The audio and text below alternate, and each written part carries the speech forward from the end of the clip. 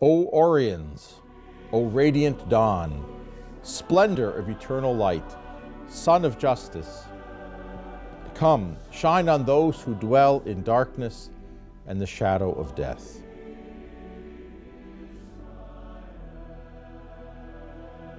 The fifth of our O Antiphons, O Oriens, O radiant dawn.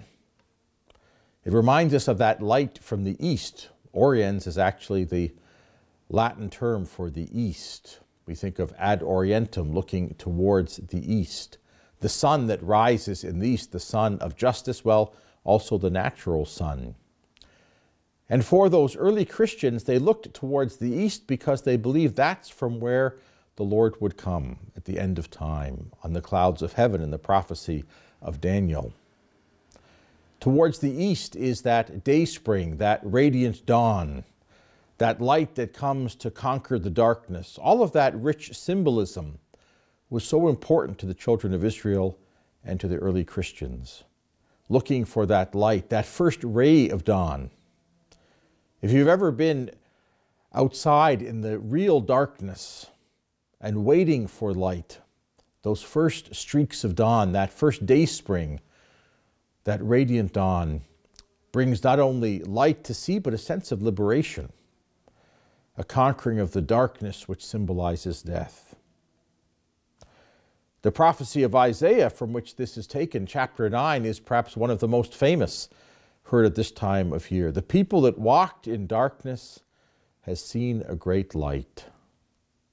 Upon those who dwelt in the land of gloom, a light has shone. We've been using this year, especially this Advent, in relation to the pandemic, that expression, light at the end of the tunnel. It's the same idea that going through the darkness, we yearn for the light. We look for that Oriens, that radiant dawn.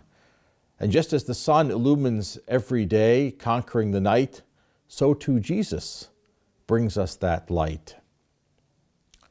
For us in the northern hemisphere, as would have been true for ancient Israel, at this time of year, that light is diminishing. In fact, today, December 21st, is the shortest day of the year.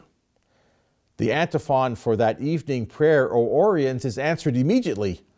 The light begins to increase as of tomorrow. We know John the Baptist says that I must decrease, another Advent figure, and he, the Lord Jesus, must increase. Well, we live that in a certain sense in the birthdays, the liturgical birthdays of John the Baptist and of Jesus, because John the Baptist, we celebrate his birthday on June 24th, which means that as we mark John the Baptist, the light begins to decrease until we arrive at today, December 21st. The light is at its very scarcest. And now, O Oriens, O radiant dawn, the light begins to increase with the birth of Jesus and continues to do so right until June. Jesus is the light of the world, one of those titles that we happily apply to him in these dark days of winter. Jesus is more than the light at the end of the tunnel. Jesus is the light that comes from the east, the light that conquers all that is dark, the light that conquers even the darkness of the tomb. Imagine those soldiers guarding the tomb on Easter morning. The darkness of the tomb all of a sudden began to glimmer and then shine and then explode with light. Light from a tomb, unheard of. That's the Oriens, the radiant dawn who conquers even death. He is the one who is coming.